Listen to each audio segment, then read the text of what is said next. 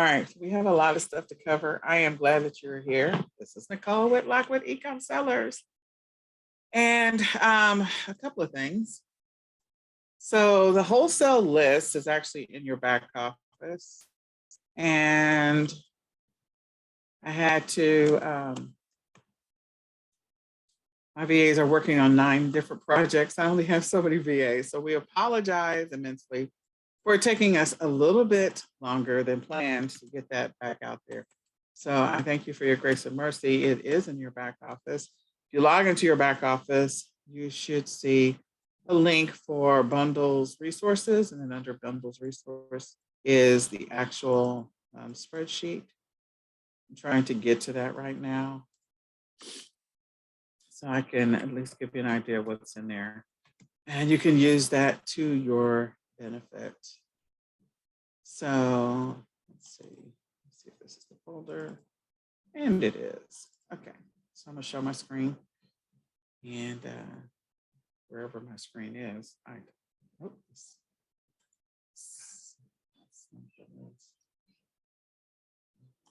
External.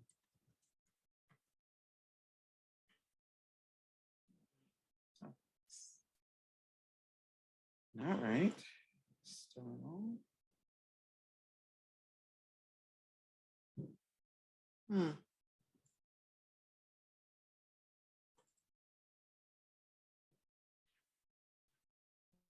Training.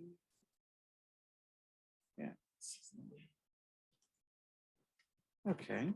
Let me go to it from the spreadsheet then.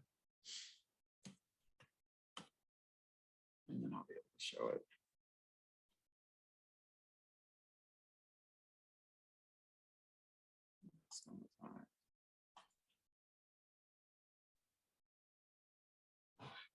Post it. Okay, there it is. All right.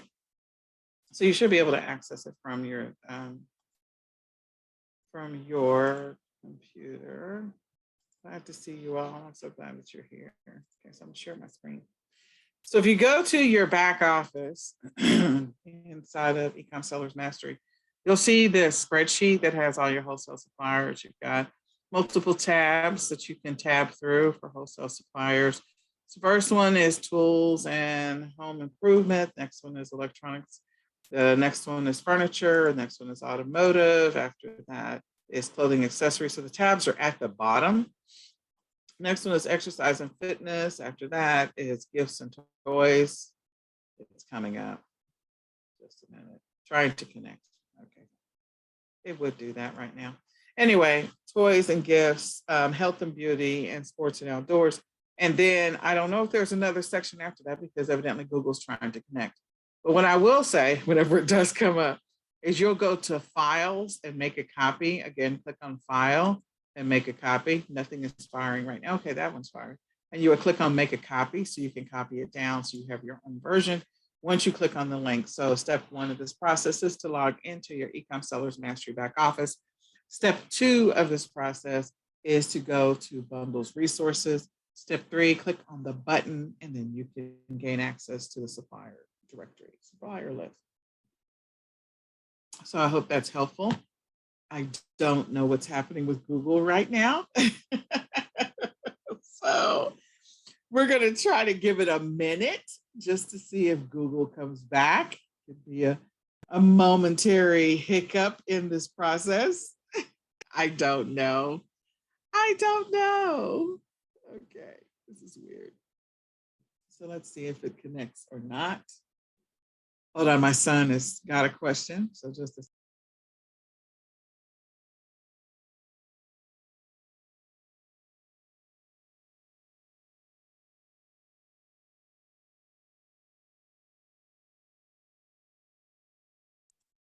Okay, so I don't know if we're going to have problems with even doing anything today. So you have the spreadsheet cached. Yeah, I don't know. It's trying to connect for the last couple of. So I'll let it do whatever it's going to do. Hopefully my, error. Okay, reload. Hopefully it's going to load just fine. Oh, okay. My connection is not private. I don't know what's happening. Anyway, it's there. So just go click on the link. I have no idea what's happening right now. So I'm just going to let it go and I'm going to work this out. The next thing, it says it's still trying to connect. So I'm assuming we're good. I hope so. So I'm going to start the slideshow, maybe. Oh, come on. This would happen right now at this moment.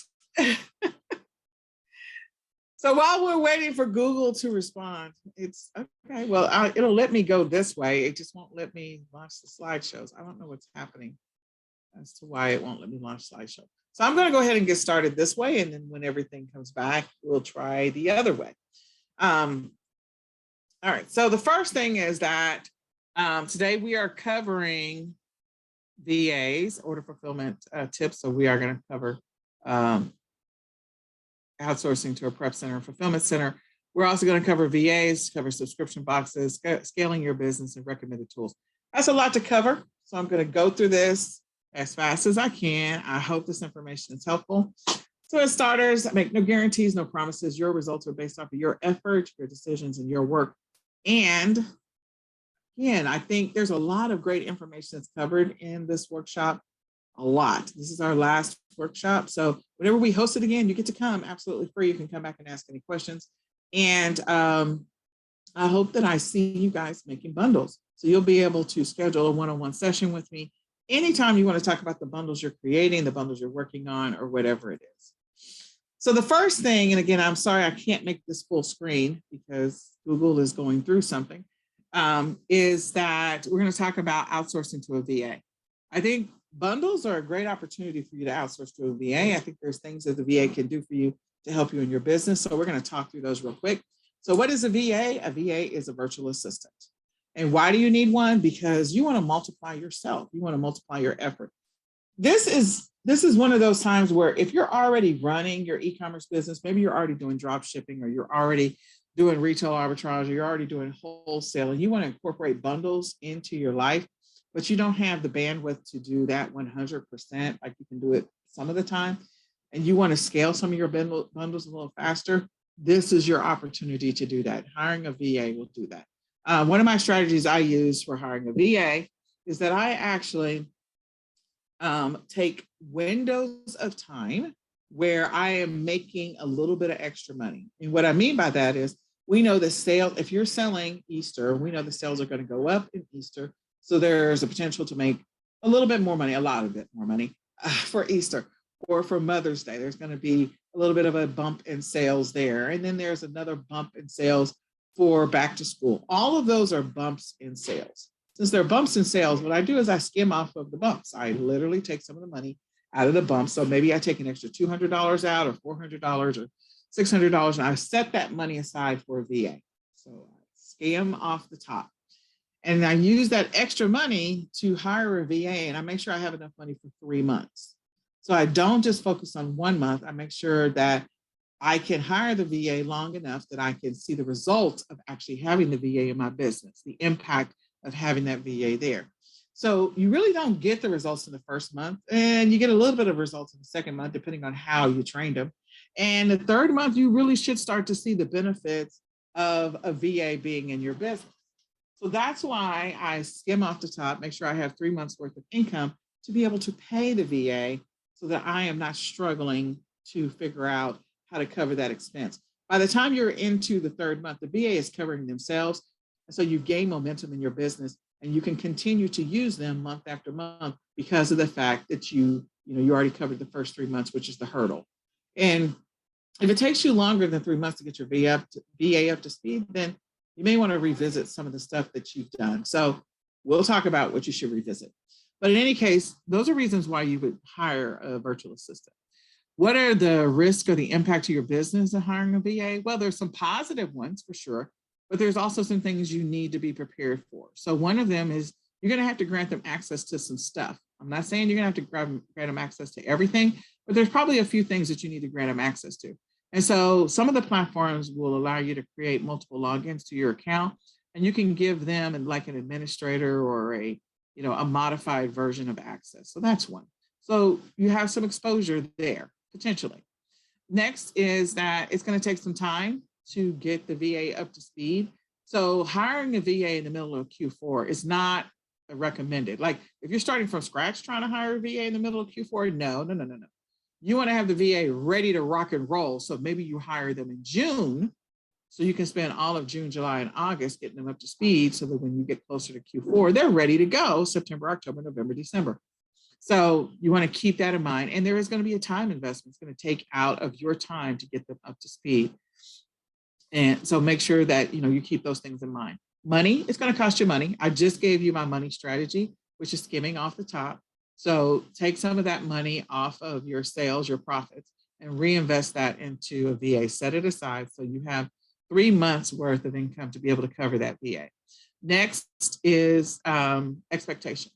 So expecting to pay a VA $200 a month and expecting to do all your Google ads may not be the right expectation that you have. Or maybe you haven't set the right expectation with your VA that you hire. So they're thinking they're coming in to do these 5 things and you've given them 25 things to do. So those are always a risk and always a challenge, and you have to be able to manage that throughout this process. So in my mind, there are 3 different types of VAs. One is a doer. A doer can handle simple tasks. I think there's even a VA service called Doer. I didn't borrow it from that, but I found out, I think last year, that there's actually a VA service called Doers or something like that. But in any case, these are people that can do simple work for you. So your doers nothing is complex about that. Like maybe you just want them to sort all of your toys listings, like catalog all your toys listings. Maybe there's something there you want them to do. Maybe you want them to find a list of online websites where you can order,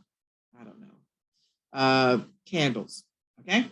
So you're having them do some simple research, nothing complex, nothing that requires them to analyze anything too big. And it's like hiring a person to work in a dentist or a doctor's office and telling them to go file some stuff.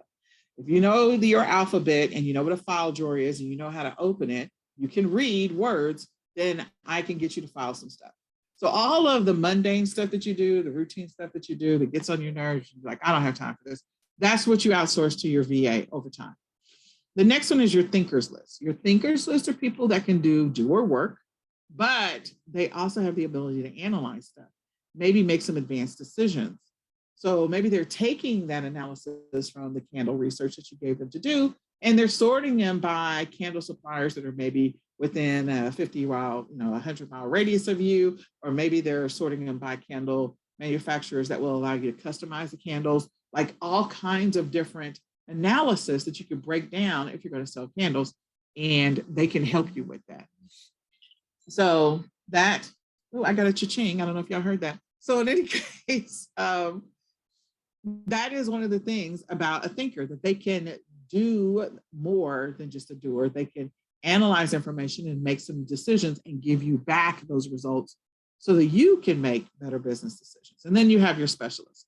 Your specialists are people that are going to be running like your Facebook ads, your Instagram, your Google ads, YouTube ads, all that stuff.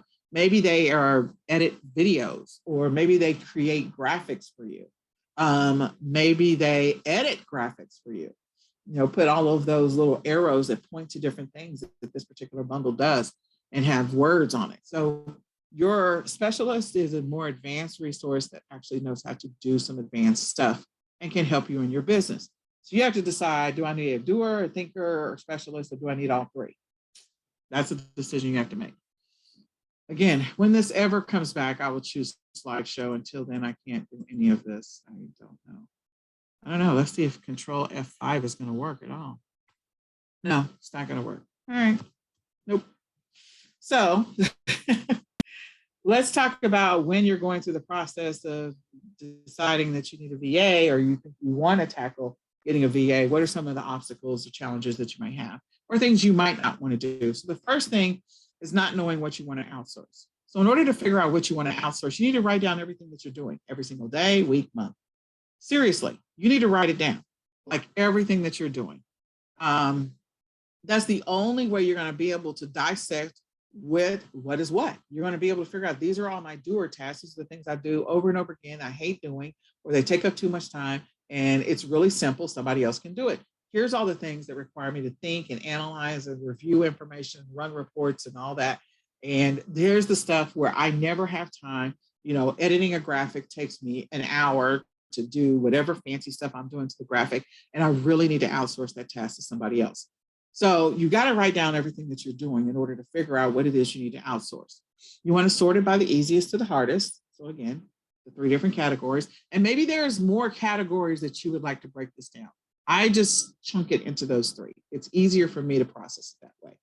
And then determine the skill that you need for that task. So if I'm talking about a doer and we're talking about filing some stuff, I just need you to know the alphabet. I need you to understand what a file cabinet is. I need you to be able to read, that kind of stuff.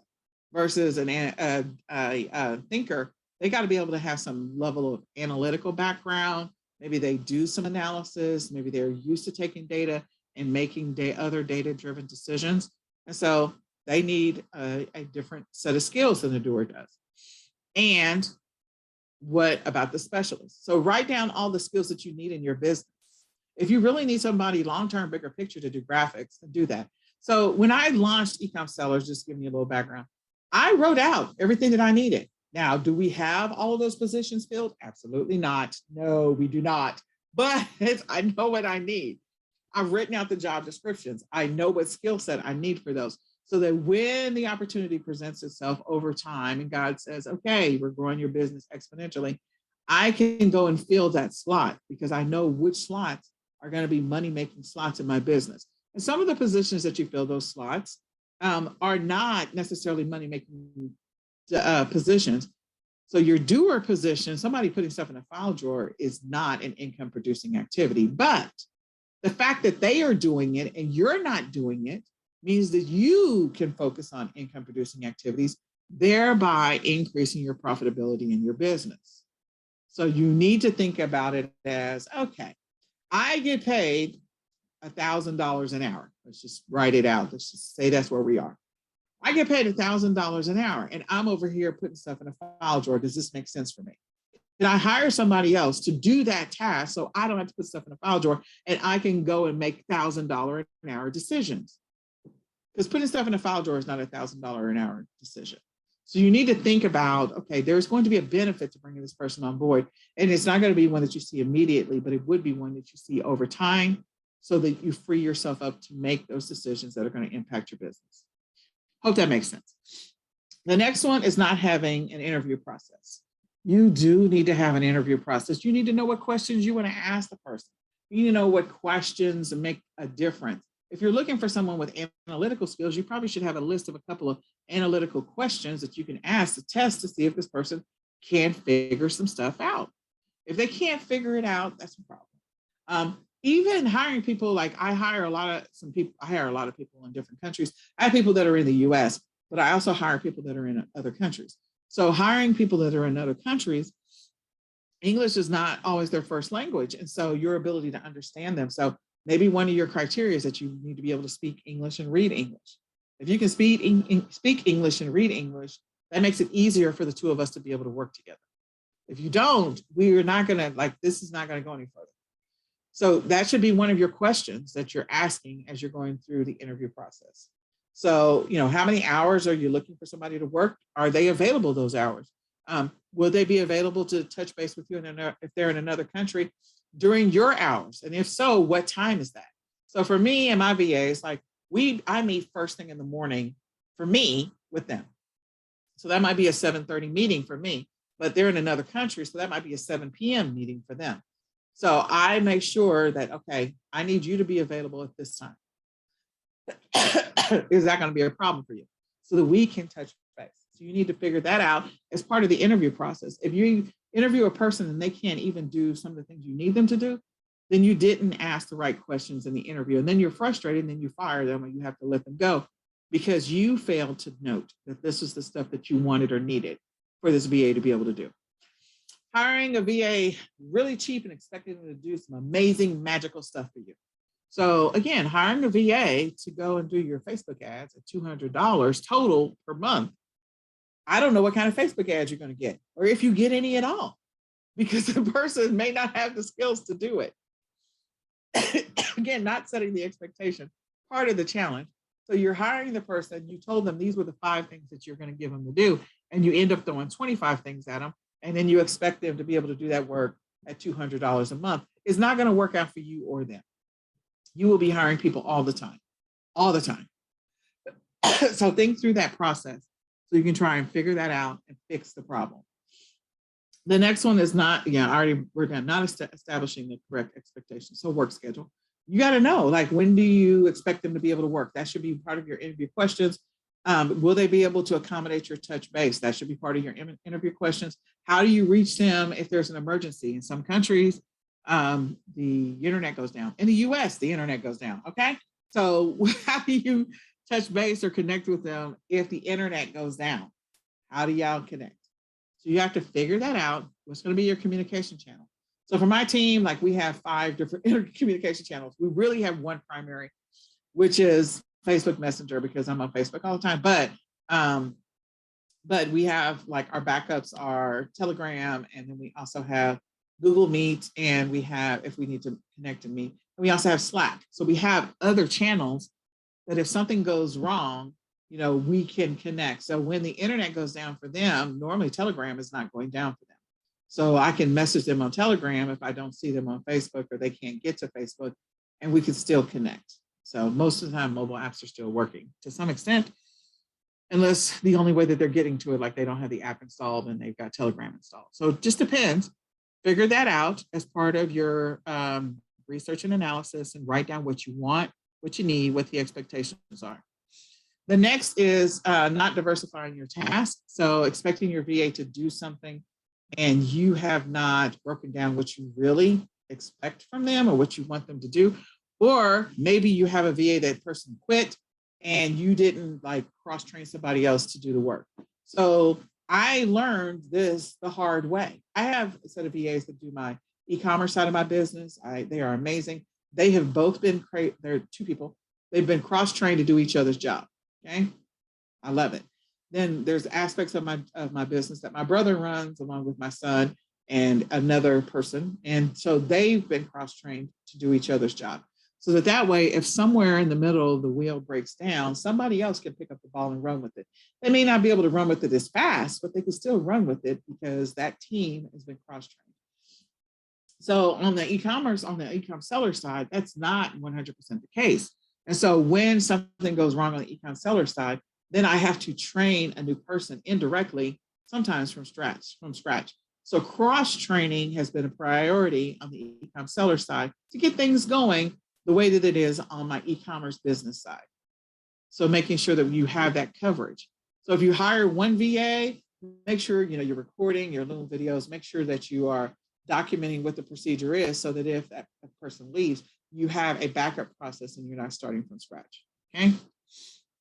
The next one is, and you can also use one VA to train another VA. That also saves you time, long-term, bigger picture, having one VA train another one. Not setting up your VAs correctly, make sure that they have the tools they need to perform their job.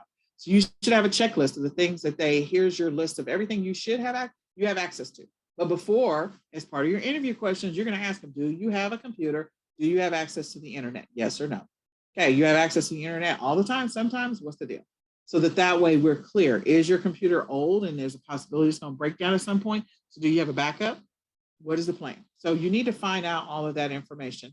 And then you need to make sure that you document everything that they need access to and have them go test it to ensure that they have it, giving them enough time to verify that they have access to everything that they need. So I schedule with my VAs, like, I do touch bases with them that touch base is another opportunity to make sure when they first come on board, we touch base Monday through Friday for at least 15 minutes every single day, sometimes 30 or an hour, depending on if we're still learning. So the first 2 weeks are daily touch bases. Then after that, next 2 weeks is probably 3 times or 4 times a week. And then after that is twice a week. So making sure that they have what they need, they can do their job, that they understand what's being expected of them, and that you can review their work on a daily basis. There's nothing like hiring a VA and never checking in with them. And then at the end of the week, everything that you wanted them to do was all wrong. So don't do that to them. They'll quit. They'll quit. Don't do that. Then and next one is not allowing the VA enough time to get up and get going. That was just another example of that. So never assume that they understand. Like you have to make sure that you're touching base with them and making sure that they understand the instructions in the video. So as part of your screening process, if you guys did a couple of exercises to ensure that they understand you, you understand them. If you're hiring somebody in another country, even if you're not hiring somebody in another country, you still have communication breakdowns within the US or within other English speaking countries. Trust me, you do. So, or states for that matter. So just make sure you guys are on the same page. And then you need to establish some realistic deadlines. So there are things that are going to be realistic, and then there's going to be non-realistic. An example would be when you first started listing, you probably sucked at creating a basic listing. Just be honest. All of us did. It was painful. It made us want to quit doing e-commerce. Like, oh my gosh, it's taking forever to do this listing. It's just like, what the Sam, you know?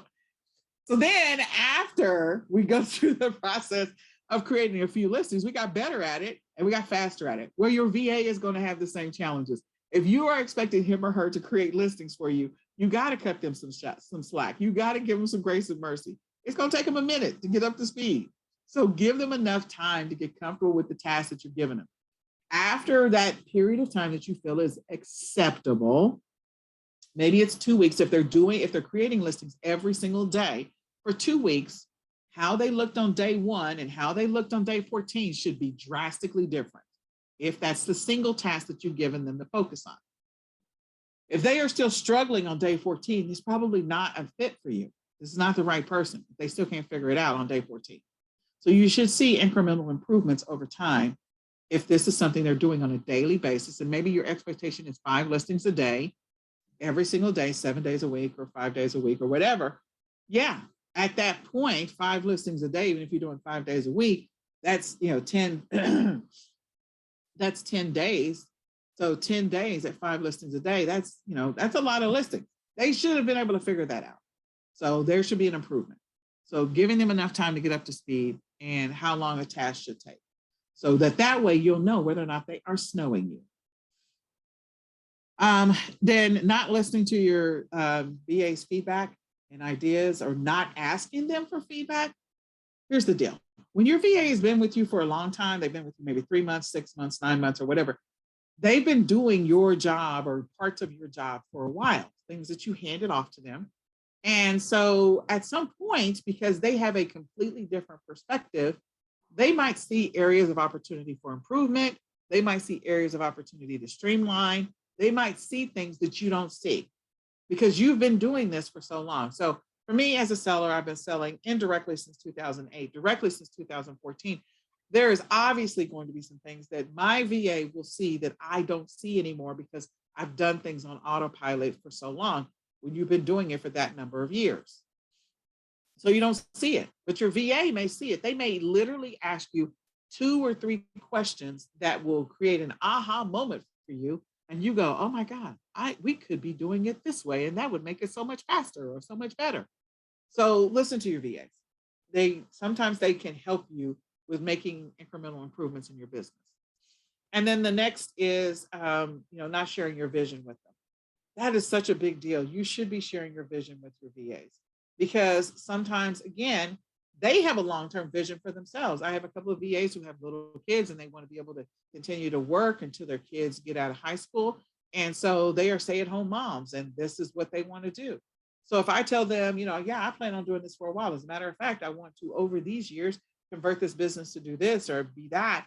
They are along for the ride. They're interested in the journey. They're invested in your business. You'll also find that when you have those weird windows where maybe you're trying to meet a deadline for Black Friday, Cyber Monday, maybe you're trying to, roll out a new product, that they're willing to work extra hours and extra days because of the fact that they know that long term, this is a new product launch, which is going to sustain the business, which means they will continue to get paid. So they have a vested interest in your success. So keep that in mind when you're thinking about VAs. These are things that will help you along the way. So steps to get started with the VA. The first thing is to document your processes. I said earlier, you need to write down what you're doing. I'm going to grab something real quick. So write down exactly what you're doing in your business. Every little thing that you're doing, whatever it is, write it down, big and small. That way you can come back, figure out the easy things and the hard things. Okay. Also, you may want to make a list of the things you know you should be doing that you're not doing right now in your business and you want to start doing.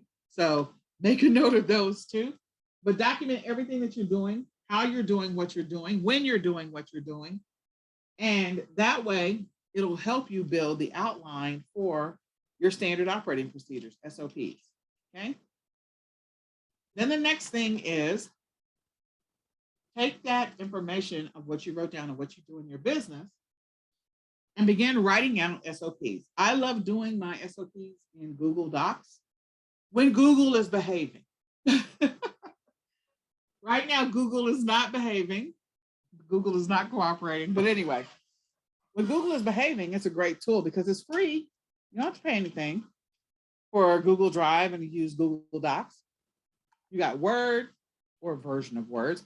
You have Excel or a version of Excel, which is Google Sheets.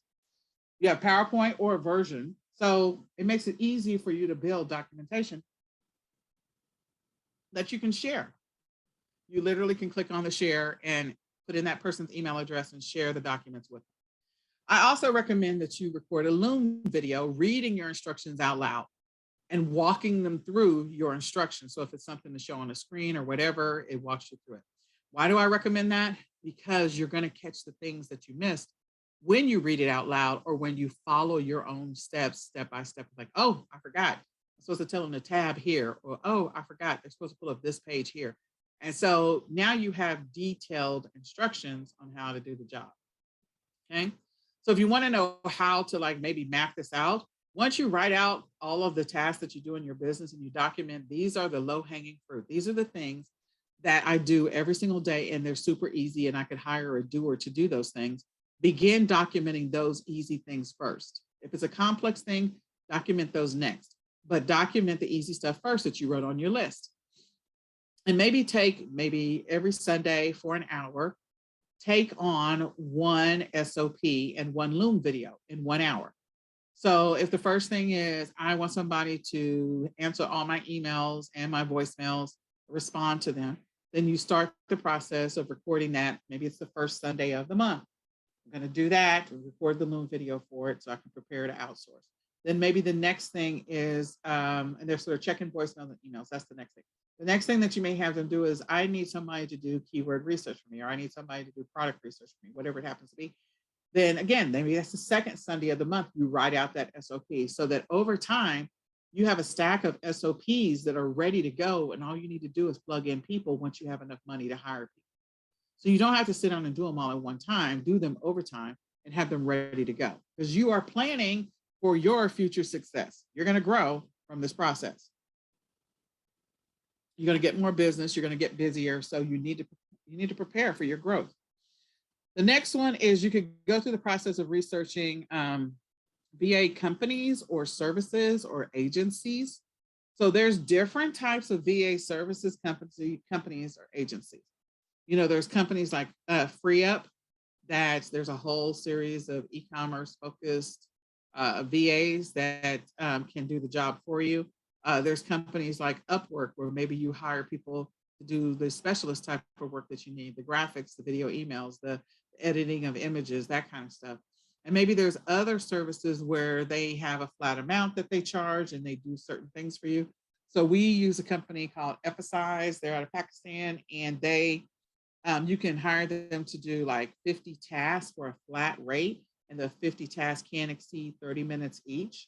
So that's a lot of time. 30 times 50, that's a lot of time to have people do stuff for you in a month. So that's one of those examples of, okay, but you need to know what are the 50 tasks that you want them to do, or 30 tasks, whatever it happens to be. I can't remember the number, but whatever the tasks that you want them to do. And maybe it's some of your simple stuff that's easy. So if they're going to check your voicemail or email, then you hire them to do that. If you want to hire one VA to do that, that's fine. Maybe the VA does that and some other stuff for you. So if you're going to hire an individual, Some of the companies you could go with is like onlinejobs.ph. But with that, you just have to keep in mind with some of those services like them, you're going to bring on a VA. And if you say you're going to commit to a 6-month contract, you're going to be paying them for 7.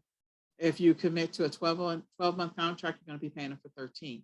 So you need to be prepared for that extra buffer that's part of that contract, because there's always an extra month in there somewhere. Or if you're able to find someone directly that you can hire.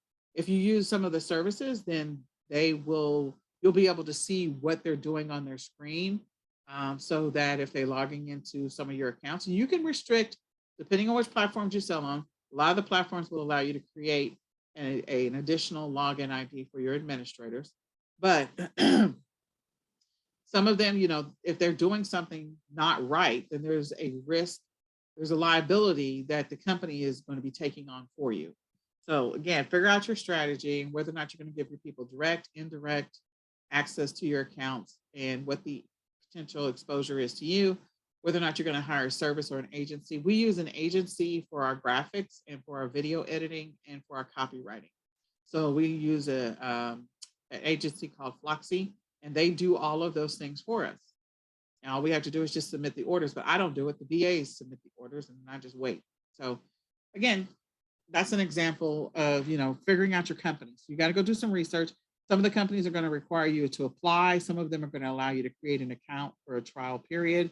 And some of them, you just, they'll give you a pool of people to choose from, and you engage with that person and decide to hire. All of this is your call. The next thing is you're going to give your VA, the potential VA that you now decided to potentially bring on board, a test run. See if they pass or fail. A simple test run might be, if we're going back to the candle concept, have them find you 10 candle suppliers that are in the US. So then that way, you don't have international shipping. So 10 candle suppliers in the US, go. And when the VAs come back, you might have 10 different VAs respond back. And of the 10 VAs, 8 of them all gave you just exactly 10. But 2 of them gave you 25 and 50. Like one gave you a 50 list, another one gave you 25. Those people are possibly go-getters. And those are people you maybe want to have a secondary or a third interview with to talk to about, the jobs that you want them to do, or the job that you want them to do.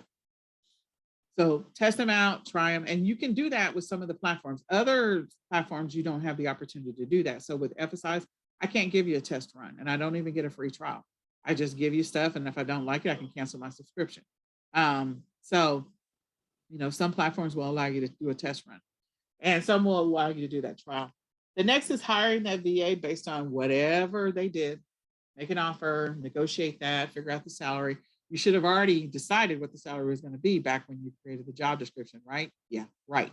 So hire the VA to work for you or to do some work for you, and monitor them, I mentioned before, on a daily basis until you're comfortable with how they're doing. And then you can push it back to once a month or twice, sorry, not twice a month. You can move it back to monthly instead of daily. Like, I'm going to touch base with you twice a week.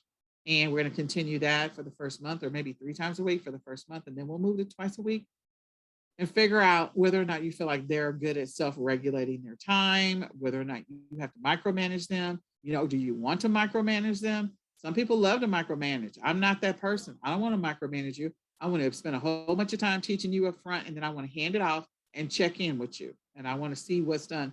And I don't want to have to hunt you down. So yeah, I don't like any of that. I want to teach you as much as possible at the beginning. We'll go over it once, we'll go over it twice, we'll go over it 3 times. And that's the other thing. You do have to allow them enough time to learn the job. So make sure that you're not setting an expectation where you're like, okay, I taught you that once and you should have it. No, that's not how this works. If you look at regular, just general education, they will tell you that in a lecture type setting or in a teaching type setting, most kids or adults don't learn things the first time out of the chute. It is only by repetition and doing that you learn. So the first time you go walk through it, they're not going to retain that information, but they do have your Loom video. So that's good. They can go back and rewatch it. Then the second time you cover it again, make sure that they're clear, ask them if they have any questions, and you're reviewing it and they're making some progress. So the first time is 10%, maybe they understood it. Second time is maybe 50%. They understand it better. By the third time, they should be at 80 or 90%, or if not 100, and they should have it by then. So at that point, you know, all of your questions should be answered and you should be rocking and rolling on that topic. Next week, we take on a new topic. And so I like spoon feed my VAs up front because I don't want them to ask me questions later on. That's my issue, not theirs. And then you release the VA to be able to just go do the work. That's the thing. That's the goal. That's the objective. So what could you have VAs do for you? So the things you can have them do for you is product research. You can have them do product sourcing, private label research ideas, keyword research. You can have them do order fulfillment or inventory management. You can have them check to make sure that those companies that you maybe have an interface with, an integration API where they auto ship for you, that the orders got auto shipped and that there's tracking numbers that you can see. Like the stuff that's taking you time to do, let the VA do that. Let them handle it. Let them research it. Let them do that work so you don't have to do it. Okay. So there's so many things that a VA can do for you, but make sure that you hire the right VA to do the right job. Otherwise, you're going to be so frustrated and so disappointed. And you need to make sure you get the VA going right. Make sure they're set up for success. Now, I'm going to refresh this, and I might regret that. I'm trying to get this to come back. So let me stop sharing for just a second. And try to get this screen to come back, and then we're going to try this again. This is so frustrating. Oh, I'm like, what is going on here?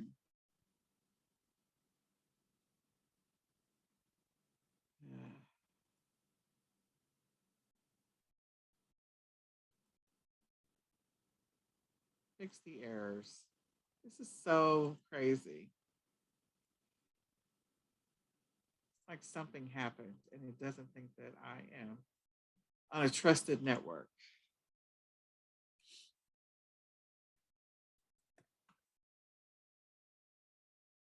It doesn't even like Gmail.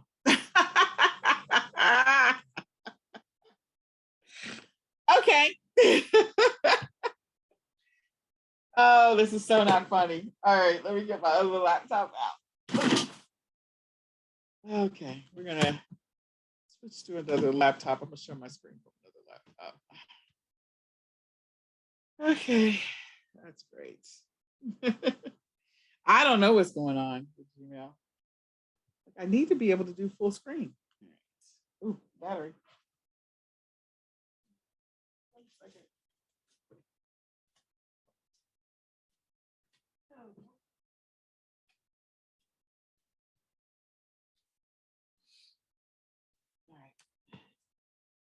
I apologize, guys. I don't know what this weirdness is. It's just kind of crazy. I don't know.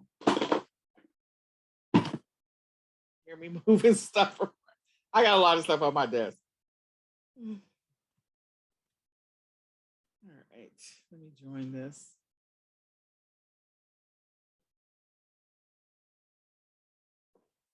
Get ready to join. I'm going to try to get this going again. This is crazy. I don't know what's going on. All right. Let me see. So this sometimes happens when my kids disconnect the internet in the other room by accident. So, I don't know. This is crazy. That may be actually what happened, is that they disconnected the internet, and that's the reason why I'm having this problem. So I don't know. Okay, let me then join Zoom. And then let me just mute myself and I'll keep talking. I hope you can, let me just see. Can you guys still hear me? Please tell me if you can still hear me. Can you type something in the chat if you can still hear me? I just want to make sure you can still hear me on this one so I don't have to switch. Please type yes. Hello? Yes. Okay, good. All right. All right, we'll be back in 2 seconds. The other laptop is coming up. So there you go. It is so weird. Otherwise, I was going to have to completely reboot, and we're not doing that.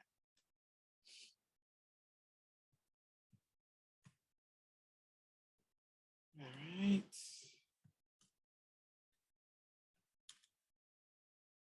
I'm just typing as fast as my fingers will go.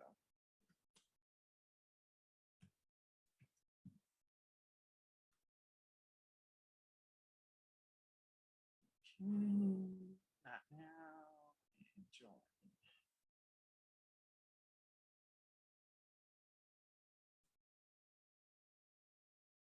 Yep, so.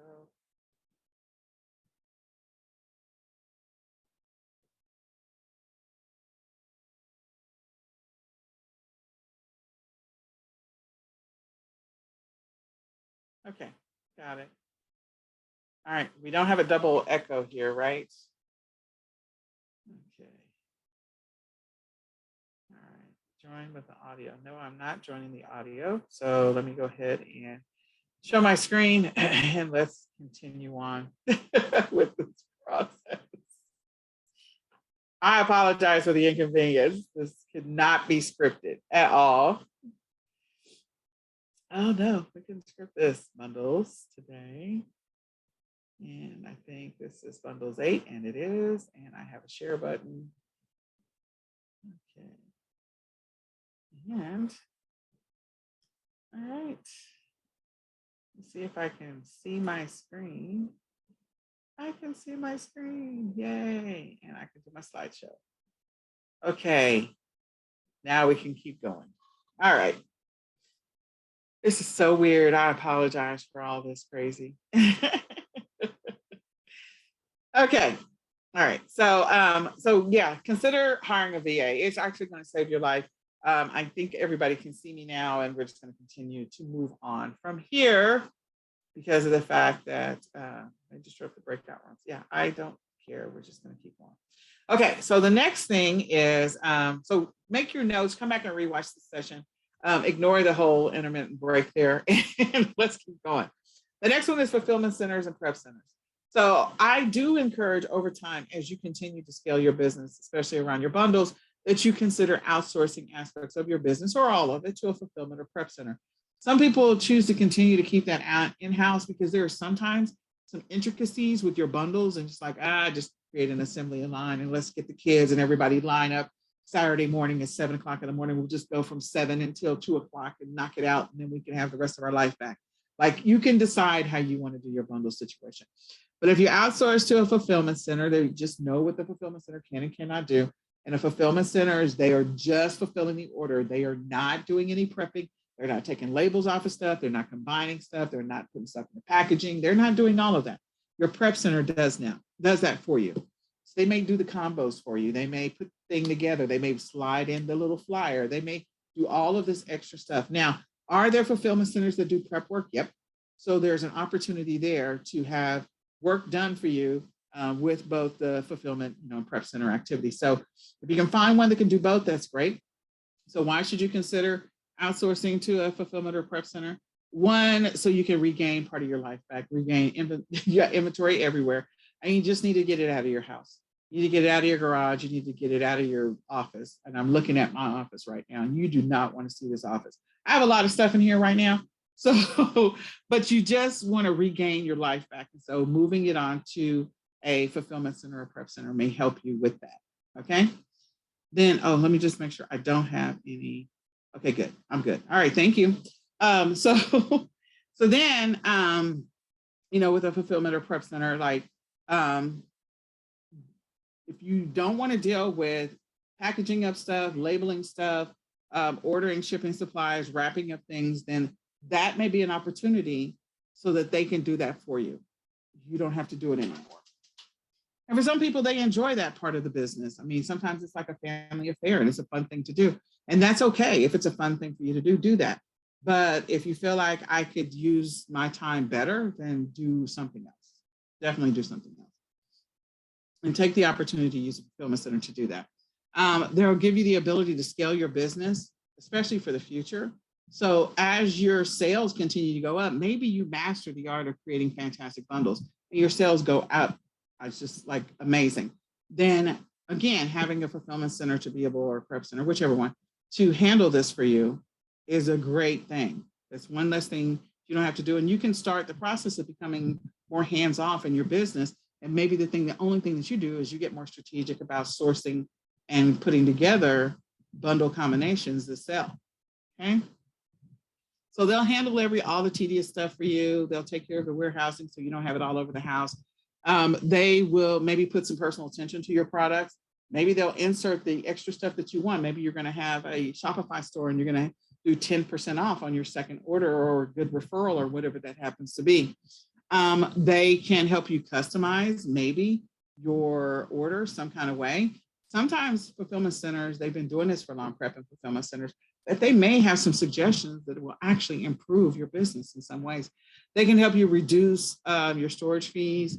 They can help you with advertising, again, sliding in those extra things for advertising, or maybe they say, you know what, the outside of your packaging should have this on it, because so then that way people know it's coming from you. So again, these are all definite opportunities. Other benefits is so that, you don't have to deal with shipping plans. You don't have to send labels to them. There's a bunch of stuff that you don't have to do, and you can just focus on growing your business. You can grow your business much faster. So if you have a full-time job, this is like a great opportunity for you not to handle the inventory. You can just make buying decisions. You can work with the VA to help you with some of the product research and some of the sourcing, maybe even some of the listings. And then your fulfillment center can fulfill all the orders for you, okay? And you don't have stuff all over your house. So once you outsource to a prep center, then you just focus on finding profitable products to grow your business. That's basically the answer. So your time is money. Some of the stuff that you do in your business does take up a lot of time. And I used the example before.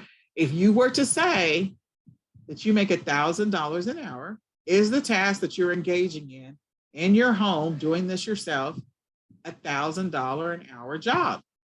If the answer is no, then it may be time for you to start looking at outsourcing to a fulfillment or prep center. Seriously. That is the gist of it. You need to think about what is your time worth, and whatever your time is worth, you want to put some outrageous number on it, that's fine.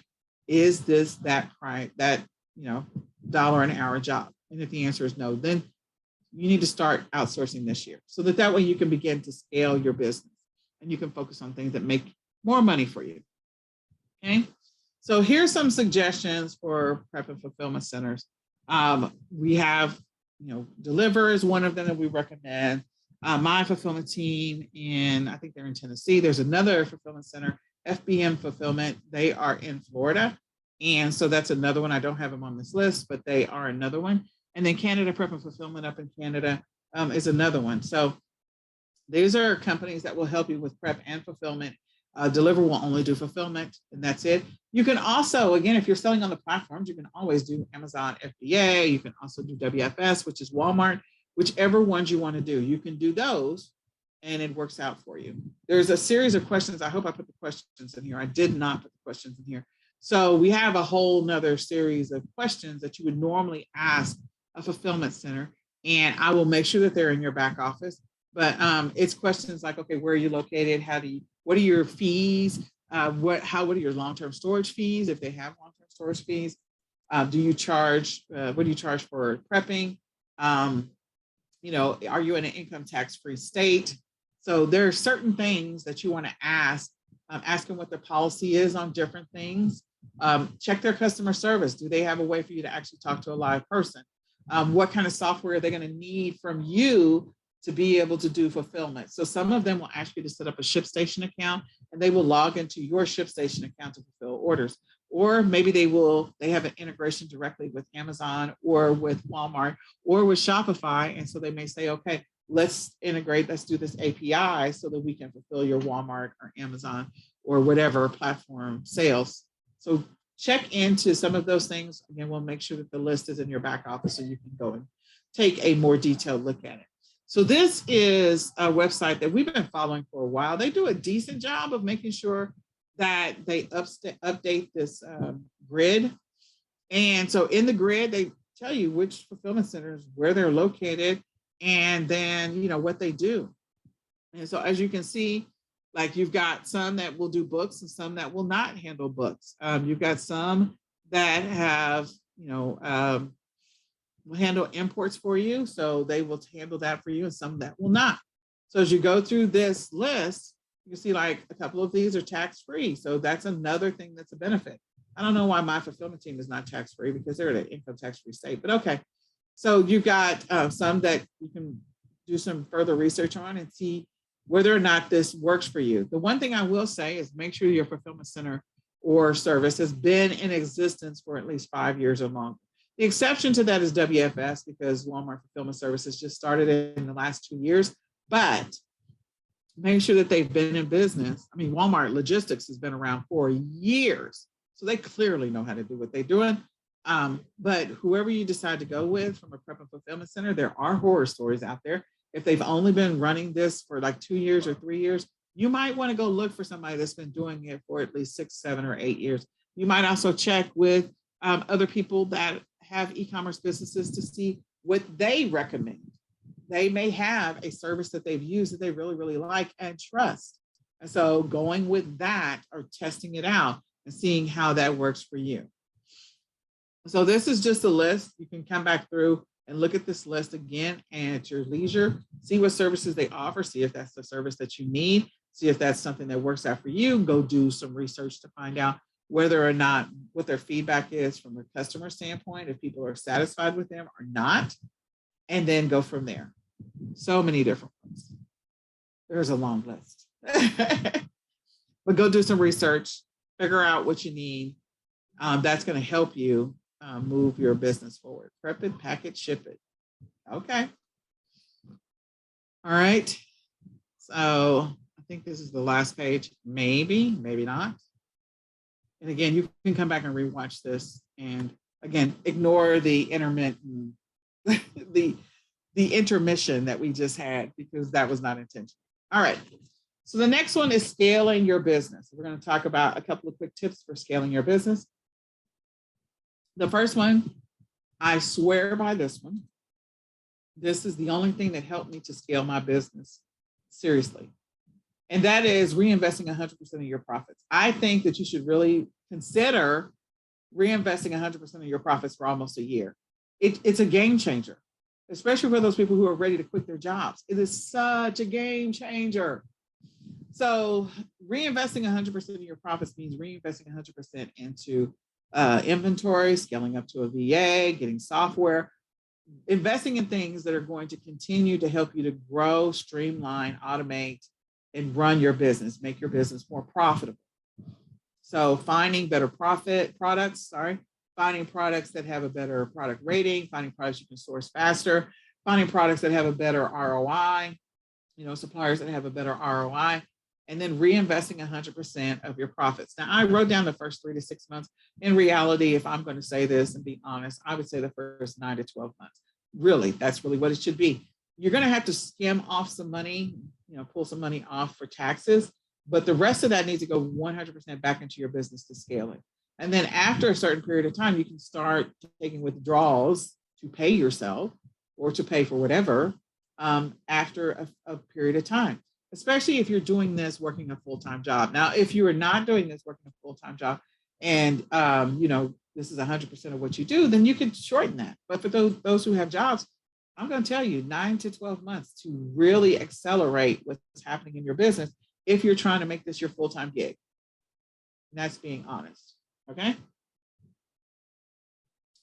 And you might invest a little bit of money, and you got to pay for taxes, but invest a little bit of money into education.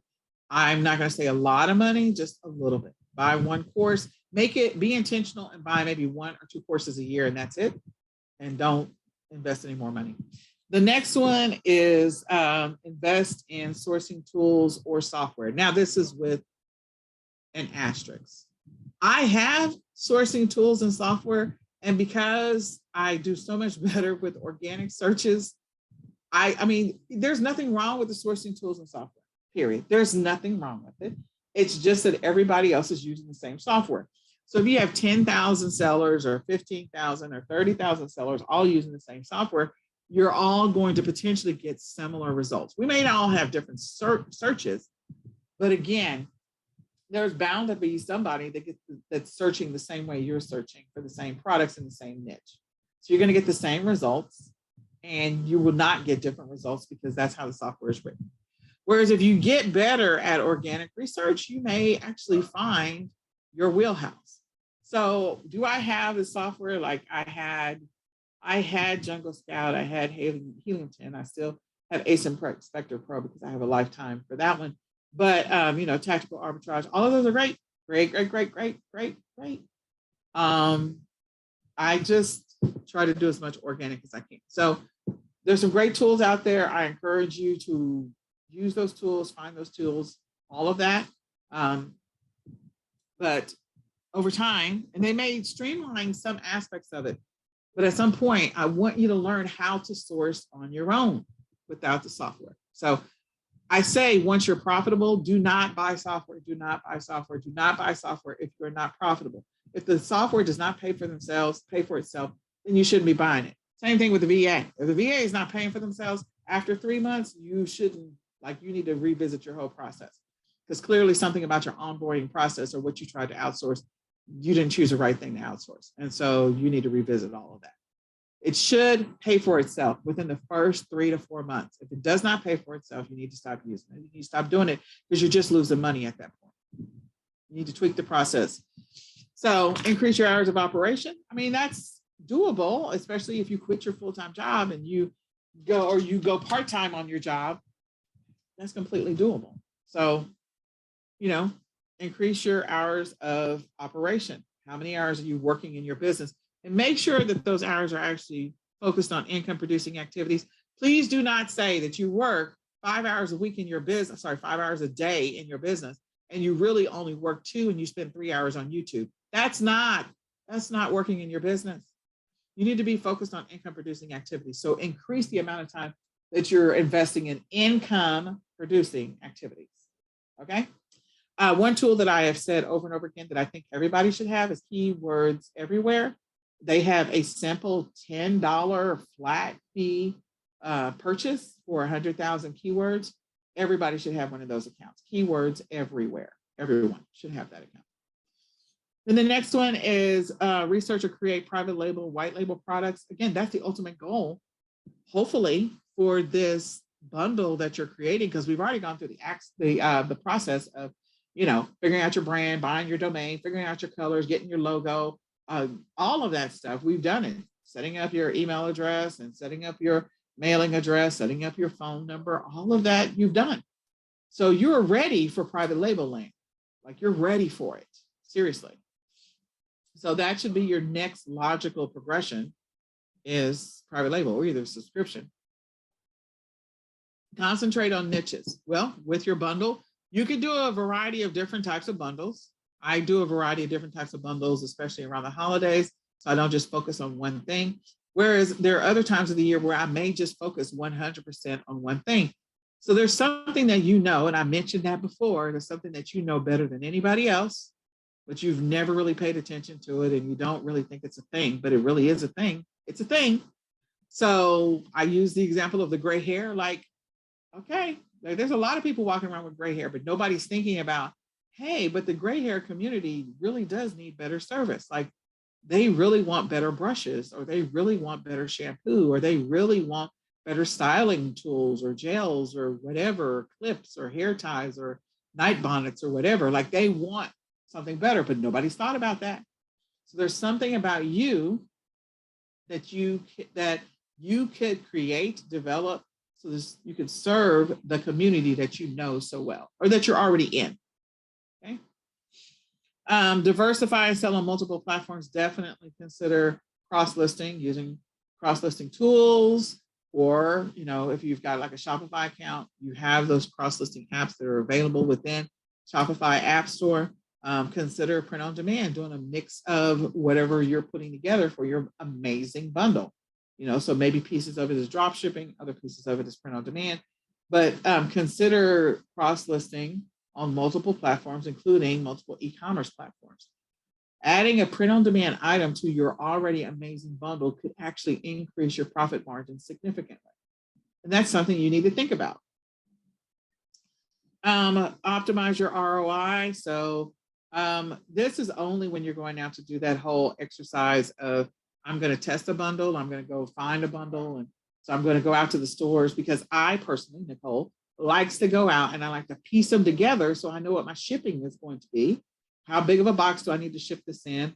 And maybe flip over the backside to see who the manufacturers or distributors are, and maybe go see what they have available on their websites. So going out to stores, if I'm going to go out to the store, I'm definitely going to use cashback. I'm going to use rebate cards. I may use gift cards. I'm definitely going to use coupons. But when you're buying wholesale, you're not necessarily doing those things. If you're buying liquidations, again, depending on what you do, maybe you're doing baby bundles. So maybe there's a whole liquidation of a whole baby store that's been shut down, and you find those pallets that are on some liquidation site. So that's an opportunity for you to figure out what kind of bundles I have available to me. Maybe you get them at a deep discount. Get that pallet at a deep discount. Hiring a local helper or a personal helper.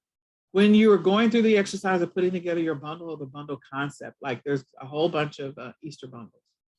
And so putting together Easter bundles, first you got to create the listings and you got to put the bundles together, blah, blah, blah. It's a lot of work. Hiring somebody, a high schooler or a kid that maybe is in Sunday school with you or whatever. Hire them to come and help you put together that assembly line of your amazing bundle if you're doing seasonal bundles. So consider that. There's also sites where you can hire somebody to come out once a week. So I have a lady who comes to my house, a young lady. She has Asperger's. So my son, Tony, my oldest, has Asperger's as well. So the two of them, they work great together in most cases. And so they kind of indirectly, they don't know that they're doing this, but they indirectly tag team on the work that I need them to do in my e-commerce business because they understand each other to some extent. They work well. And so that's another opportunity, like hiring someone with special needs. They are always looking for a job, always looking for a job. Okay, create your own website. We talked about a couple of different options. You can also create a Shopify store. I encourage you to do that. But there's a lot of different sites in which you can, create your own bundles on, especially if you're going after a niche. Paid advertising or organic traffic. Those are ways in which you can scale your business. So figure out your budget. How much do you have available? Definitely run your listings through Pingler and Ping Farm, regardless of which platform you sell on. I don't care if it's even Shopify. Like find that unique URL and run those bad boys through Ping Farm. Okay, it'll drive you a little bit more traffic. Make sure you're cross-listing over to Pinterest, especially on bundles. It'll get you some more sales. Get creative about your sourcing. So I know this year there's going to be a boatload of trade shows because of the pandemic, where everything was like shut down for almost 2 years. And it feels like the whole world is just opening all at once. So since the world is opening all at once, it feels like I know that there's going to be a boatload of trade shows coming through. If you have the opportunity and there's something local, go check it out. Go check out your local farmers market. Go check out your local, like if you have a flea market, go check it out. Just go. You might be inspired, find some ideas, maybe figure out who somebody else is using as their supplier and order from their supplier. Maybe there are people in your community that are making amazing products by hand, and that may be an opportunity for you to create an amazing bundle or subscription box.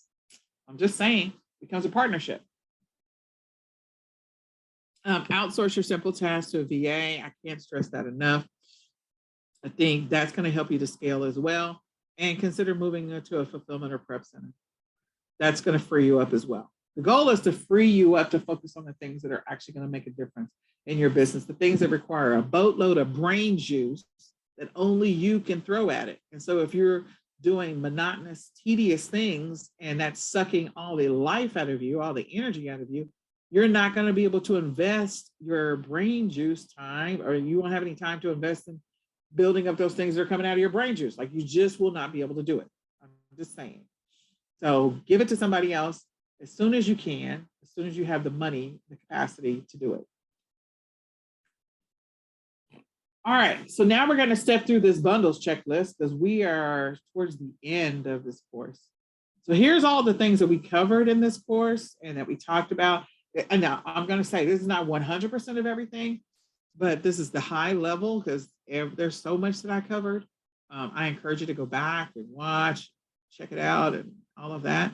And I do want to come back and actually create another bundle with you guys. So I'm going to send you an invite to come and let's create a couple of bundles because I think we got through a few. We didn't get through as many as I wanted to, but I do want to create a couple of bundles with you guys. So I know that we looked at the luggage bundle opportunity. We looked at, I can't remember everything we looked at, but there was a couple of things that we looked at. So I want to do 2 more bundles with you guys, and let's knock it out.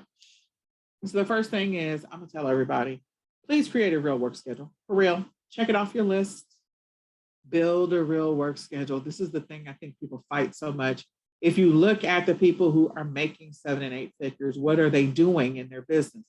They have a routine, they have a habit. It is actually a schedule that they follow on when they do what, when.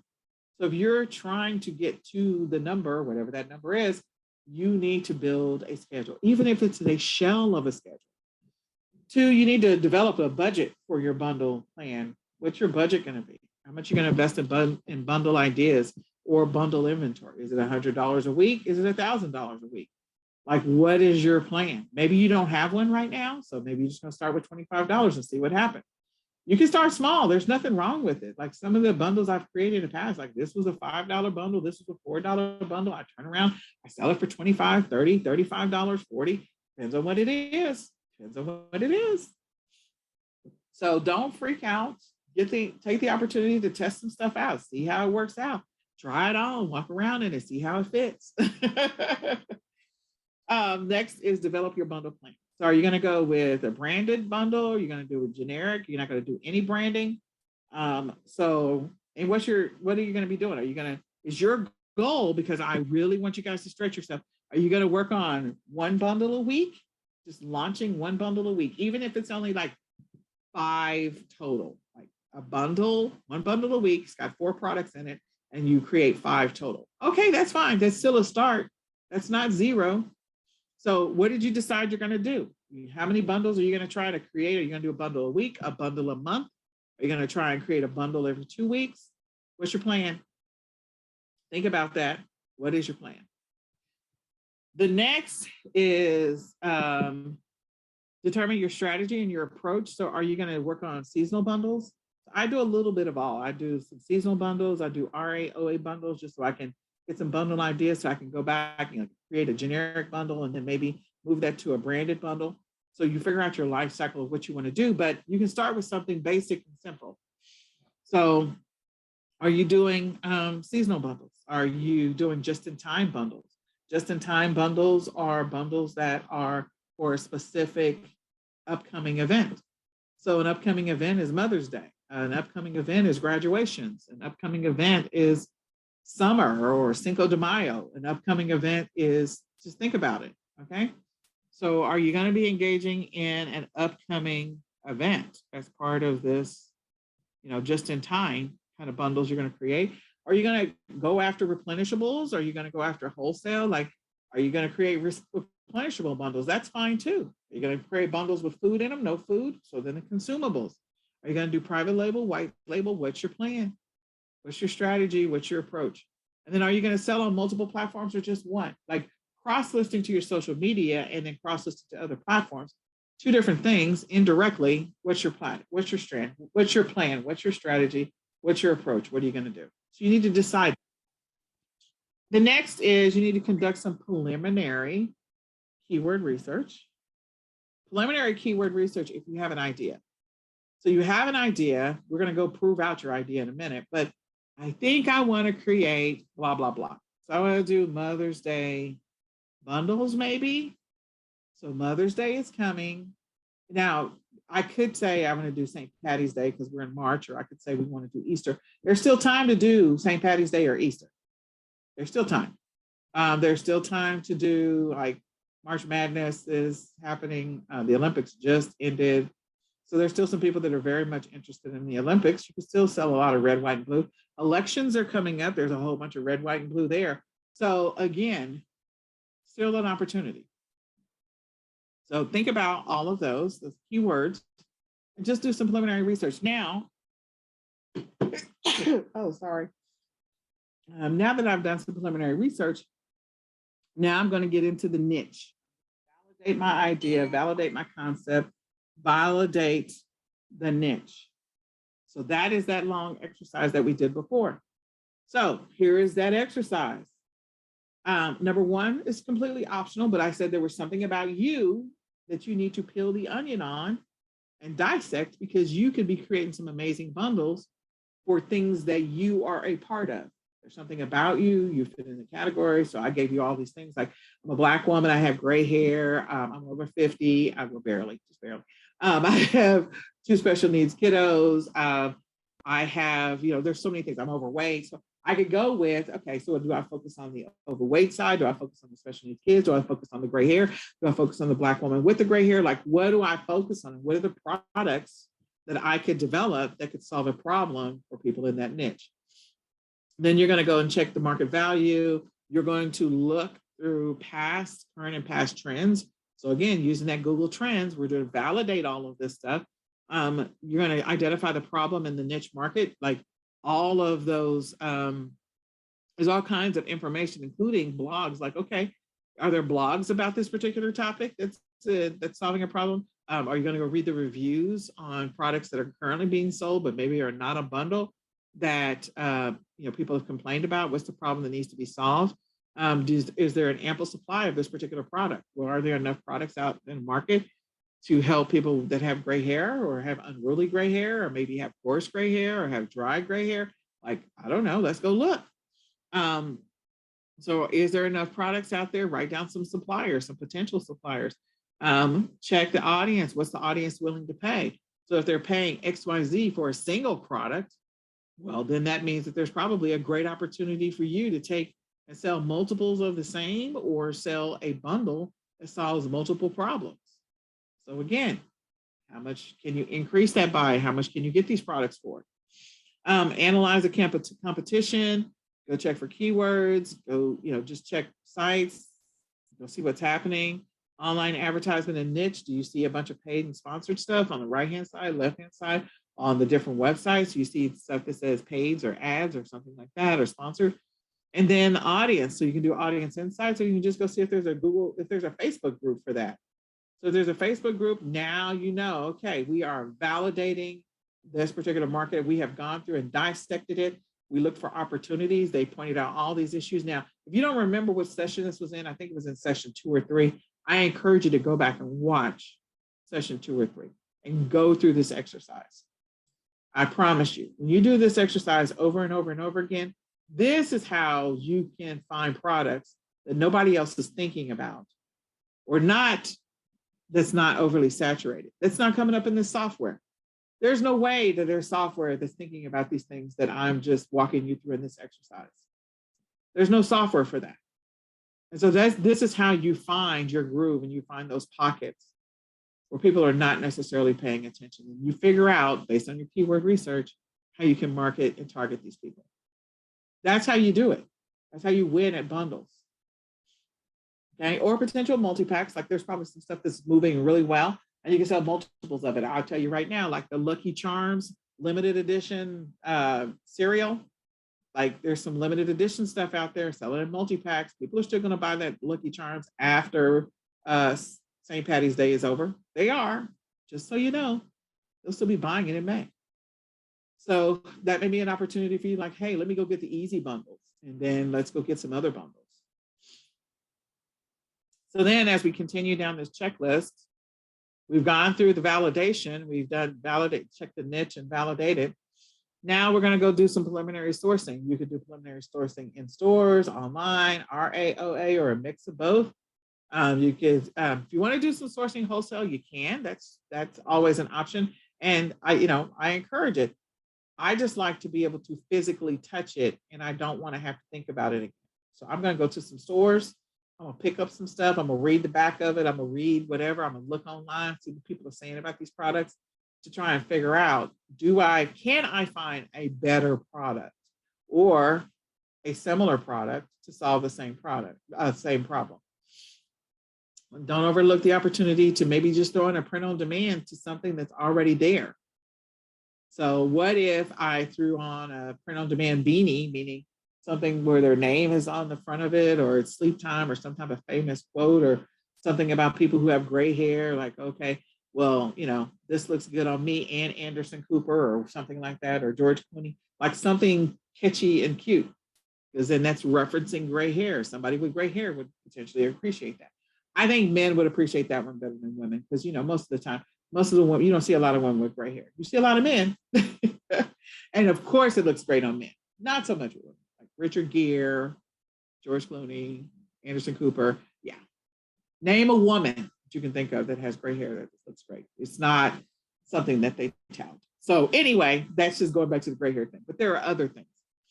So now we're going to begin the process of creating this amazing listing because we've gone out there, done some preliminary research and some sourcing for the product. Now let's get these photos. Let's create this thing. So I'm going after, I'm going to go do my keyword research, doing search terms, use terms, intent terms, whatever. I'm going to figure out which categories. Well, I got to figure out what platform, because we talked about that previously. What platforms are you thinking you're going to put this on? What platforms are you selling on right now? Photos. So I got to make sure I have a cluster photo, an individual photo, an in-use photo, a lifestyle photo. Nicole talked about all those. So make sure you have all the photos that are going to get you the action, and make sure that the images take up the full screen, and that some instructional image may also help as well. You can drop that into Canvas, slap some words over the top of it, and call it a day. Then you need to make sure you have the title and the description. The first 5 to 7 words of that title needs to be whatever that product is or is used for in your product description. So again, your keyword research at the beginning is so important. What price? What am I selling this for? So what were the other products selling for? Am I going to 3X this, 4X this, 5X this? What am I going to do? How much am I selling this for? What's my shipping? Am I including the shipping? Am I doing free shipping?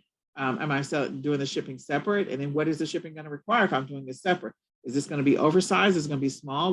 That's the reason why I like to touch things, so that way I can figure out what the shipping might be, and I'm not caught off guard and I lose the potential profit margin because I didn't do the shipping right.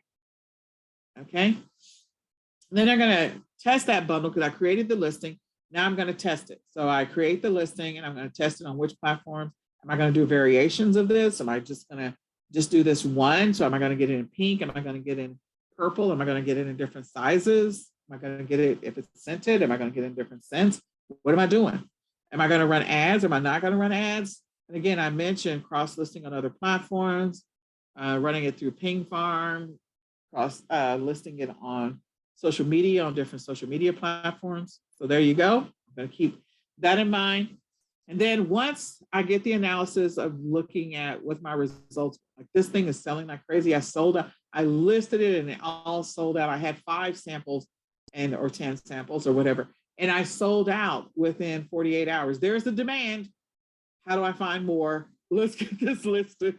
Let's sell. I got to find some more. I got to find some more. And if the momentum on this thing does not go down, like if you continue to put up and it sells and you put up more sales and put up and more, then okay, this might be a private label, white label opportunity for me. Like this might be, I may be able to source part of it from white label, or I may just be able to create my own private label products. And now we're in a completely different category of our own because we were able to naturally find a place that had not been served as well or as much, or we got better at the keywords and we're attracting people to us.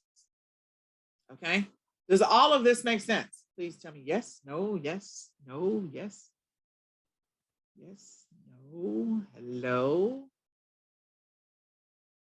All right. Okay. All right. So going through this exercise is extremely valuable. It's so valuable. So go back, go through that exercise, watch sessions 2 and 3. Definitely just do the niche validation activity multiple times. You will automatically start to see things that you had never paid attention to before. You'll be like, oh, I see it now. It is so obvious to me now. Like over time, it will start to become obvious. You'll see bundles in everything. So the next one is subscription boxes, and there's an opportunity for you there. Let's say you find that thing that as soon as you put it up, it sells like crazy. Then you source for more and it sells like crazy. You put up variations and it sells like crazy. It's like, oh my God, this is an opportunity for me. So now I'm either ready to move this into something else. Maybe I just do private label. I don't know. But is there a subscription opportunity there? So subscription opportunity means like, okay, if these people buy this on a regular basis, could I offer it at a discounted rate? That's your subscribe and save. Can I? I don't know. Can I? Maybe. No idea.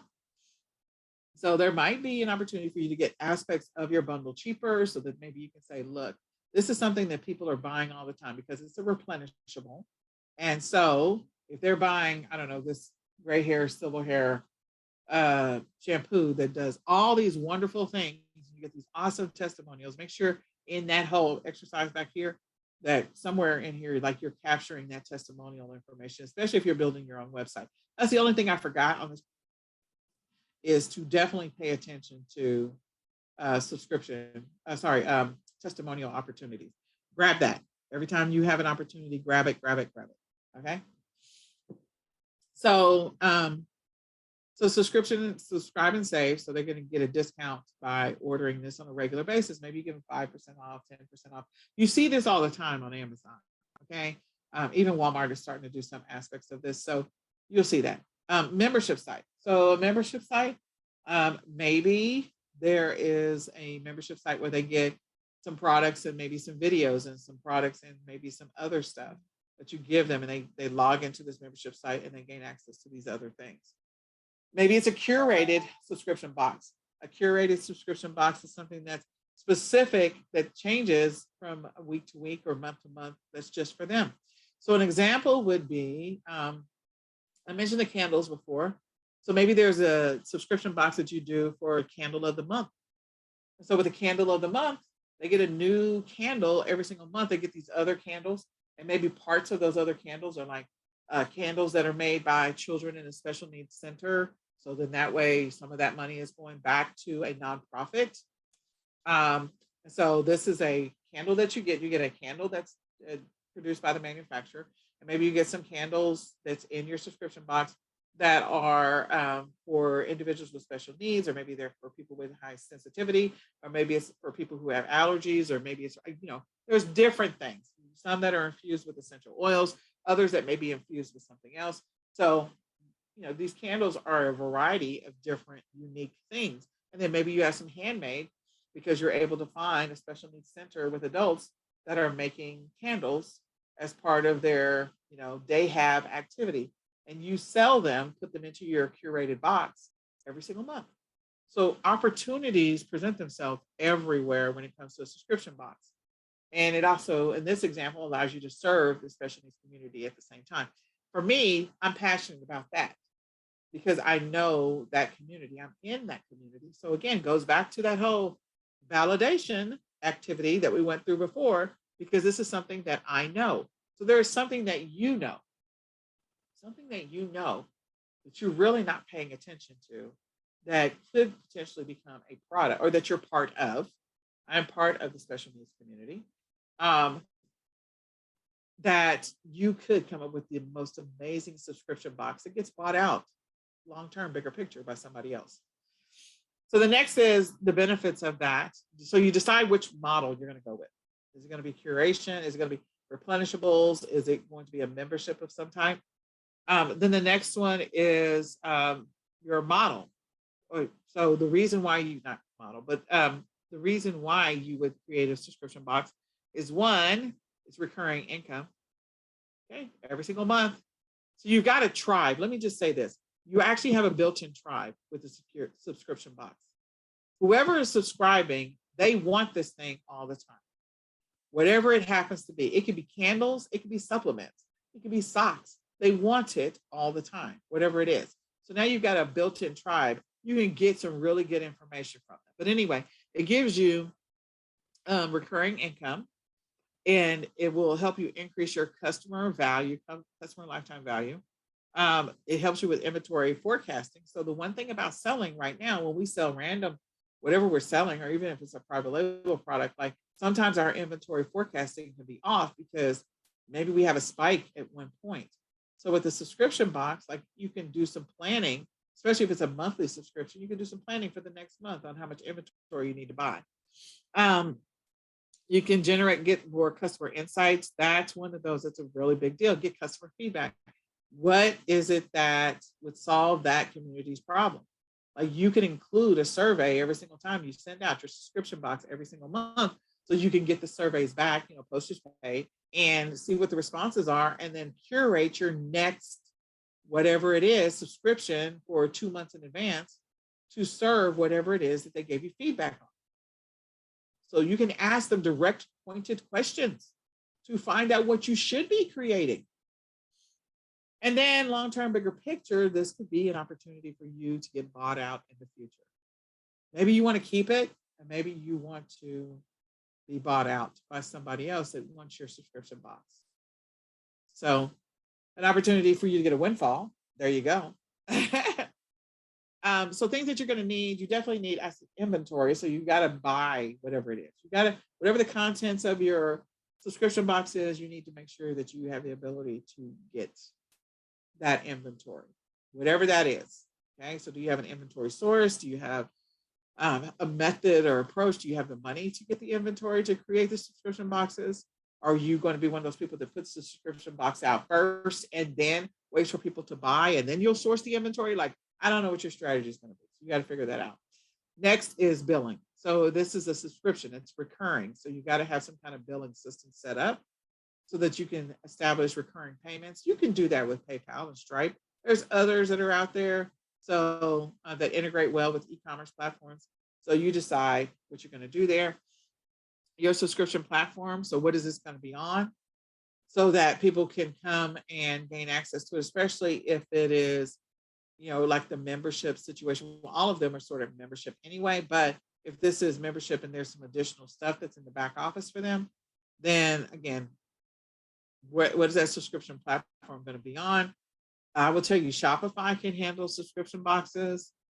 So there's a lot of different opportunities with Shopify. I think Wix and Weebly will. I think all of them will, if you do BigCommerce and WooCommerce and all of that. And then you have all of the work that you've done in this particular workshop, which is what's your brand, what's your colors, what's your logo, what's your URL, what's your packaging, what's your shipping. All of that was in this course. So all of that work is already done as part of your bundles activity. You just transfer that over to this amazing subscription box, because what is a subscription box? It's a bunch of different things. What's a bundle? It's a bunch of different things. I mean, it could be a multi-pack. So again, it's still more than one of something. So this is also the next logical step. You can go private label or you can go with subscription boxes. Technically, it would be a private label anyway at that point, but depends on if you got stuff that's going to be white label or whatever. So I hope this is helpful, that you will figure out what you're going to do when it comes to subscription boxes and which way you're going to go. So you'll have that opportunity. Here's a few tools that we recommend. There's so many other tools that we recommend, but you can go through this list and figure out, you know, to help you with product research. I definitely encourage people to grab Keepa. I think there's some great analysis using Keepa on Amazon for sure. I think cross-listing is also another opportunity for you. There's going to increase your exposure, your product exposure to other people and on other platforms. I do think that Jungle Scout and also Helium 10, especially Helium 10, are good products to have. And so, you know, if you want to use those until you get better on your own with product research, I'd encourage you to do that. I also encourage you to get keywords everywhere. We talked about that before. So get that. And it's only $10 for 100,000 keywords. Here's some graphic options. So Graphic Rhythm Design and Floxy, they will help you with graphics for your specific bundles. There's some fulfillment centers and prep centers that are in here. And then, you know, depending on what it is you're going to do, like you may have to reach out to someone from a legal standpoint, because you've got to go do the trademark and all of that other stuff. If you're doing this, I want to say the fastest platform to get your product assessed and get it live is Amazon's accelerator, IP accelerator program. I will swear by that program. I got my products approved so fast. So IP accelerator, they'll help you with the trademark and all of that so that you can move forward in your journey. Okay. So with that being said, if you are ready to create your bundle, you want me to eyeball it, you want me to look at it, I am happy to do that. I love to see you guys win. I love to see myself win. So you can go to Calendly/eCom Sellers Academy /20 minutes and go go schedule some time with me so that we can go through your bundle and your bundle idea. You know, you can schedule 2 sessions with me. Let's get it done. Let's make it happen. let's get you profitable. Let's get you creating some bundles that are going to make you a lot of money. All right. So we do have a Q&A today. I think it's at 2 or 2:30. I'm not really sure, but you're welcome to jump on. I'll be on there. If nobody shows up, I will close it after 10 minutes and I will move on my way. And that being said, hey guys, I am grateful for the opportunity to have done this coaching session or this product bundle session with you. I really do hope that you got value in this entire series. If you got value, please type it in the chat. Please tell me you got value. Please type it in the chat that you got value. I would love to see if you got value in this session and that you would recommend it. Like, this is a really good session. I'm going to go back. Product. There is a product images. I can't remember. So please tell me if you got value or no, this is a waste of my time and I would never come back and do this again. I mean, you can type that too if you want to. your call. I'm trying to see if I can find this images. Create. There we go. Images exercise. Okay. There was this workshop. This should be in your back office for eCom Sellers Mastery. So I'm just going to throw this out here real quick. I did a separate product images workshop with the previous bundle course. And so that's still in your back office and you can go log into it. I'm giving you some options, some things to think about for product image tools. So we use Canva. I also have a Clipping Magic account. There are paid. There's some other tools that you can use to help clear the background. Actually, I think Photo Room, which is not on this list, because I wrote this a year ago, but Photo Room is definitely a great one. I think they are getting more traction on several other platforms. Like you can use Photo Room with List Perfectly. That's another one. To grab images, I use Snagit or Snippet, either one of those. If there's an image I need to grab. And then to create my cluster photos, you can drop your cluster photos into Canva Pro once you clear out the background. You can also drop it into Google Slides, or you can drop it into Paint. And I did that exercise as part of that session. So if you want to see more of me creating a product bundle from scratch without actually having the physical products in front of me, go watch that session. I walk you through how I do it. So when you're taking photos, you can use your camera, your phone. Make sure the image takes up the majority of the screen. As I said before, there's very little white space around the sides. Make sure that the colors or the image pops when you take the picture. If it's not vivid enough, you might have a vivid setting on your phone when you take the pictures. I have found just in my own learning, I have a Samsung, I have an LG, I have 4 phones. First of all, let's just say that. I have an LG, I have a Samsung, and I have an iPhone. And I have found that the iPhone does take the better pictures of the 3. I'm just going to be honest. So you can decide what you want to use and then take your photos in a well-lit room or use a ring light if you have one to take your pictures. If you have to take pictures, take them on a white background, or you can create a white background. In other words, you can clear out the back. If your pictures are dull or grainy, then you need to retake them. If you can find better pictures of your items already online with lots of colors, that works too. You can also use a photo box. So I have 2 photo boxes, one small, one big, and to be able to take my pictures. So a white sheet for the background works. White foam board works. All of those work for taking pictures. So you can see, like, here's a ring light, and there's a ring light with the stand. You can use your phone. So there's all kinds of things happening here. I normally take mine with the white ring instead of these other soft. It just depends on what the product is. I also try to make sure I manage or mitigate the glare, because sometimes you'll have glare on some of the images when you actually create them. So if your item is still in packaging, that's another thing. So there are times I would take stuff out of the packaging completely. And maybe that's one that I don't sell, or I sell it on eBay and say the package has already been opened, because I'm trying to get that picture that's really, really good and really, really clear. So you're going to have to decide what you're going to do.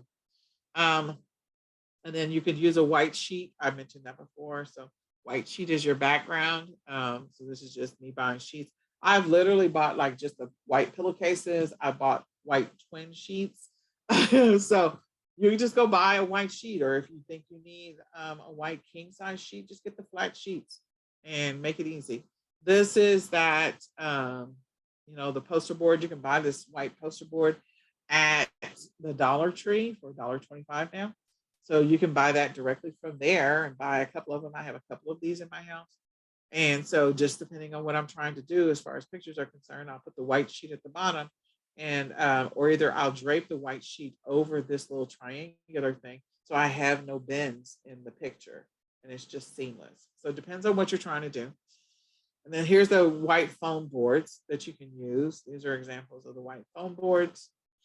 And then this is a photo box. I have a small one and I have a big one. So this is a small one. And then here's the big one. This is the big one that I have. So I actually have both of these. But these are all,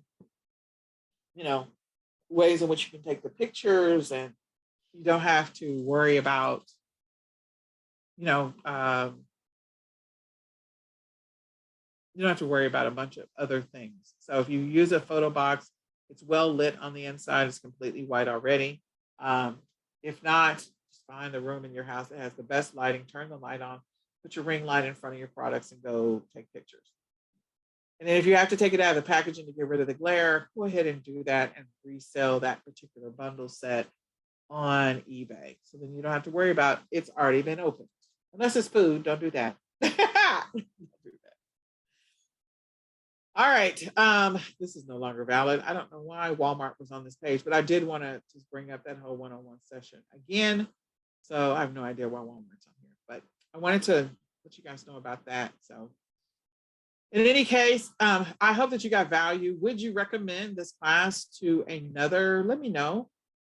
If there's anything that we can improve about this class, let me know that as well. I know that there's a couple of things that we didn't have in the back office, but there's a few things that you do have in the back office now. So go check the back office, schedule your time with me, and I will send out one more email for a one-on-one. Let's create a bundle to create 2 more bundles together. So pictures and all. Okay. All right. All right. Well, I hope you guys got value. Please recommend this class to someone else. And then when we have it in the future, you are welcome to come back and take it again. And if you just want to share feedback with me indirectly, that's fine too. You can send me a message or you can email eCom Sellers, and we are happy to receive your feedback. It has been my pleasure because this is my passion project, clearly. I love doing bundles. I could talk about them all day. I could also talk about planning all day, but that's a different subject. And it's part of the journey. And let me know if you need anything, schedule your session, and good luck. I want to see you guys. Look, this is the last thing I'm going to say, and I'm going to shut up. It is now March. You have March, April, May, June, July, August, September, August. Really work hard to at least create 1 bundle in March, 1 in April, 1 in May. Consider creating 2 in June, 2 in July, and 2 in August. You will feel like you're in a better position to create bundles for Q4 if you do that. So that's my encouragement to you. Go do that. All right. I'll talk with you later. You all have a blessed Saturday. Bye.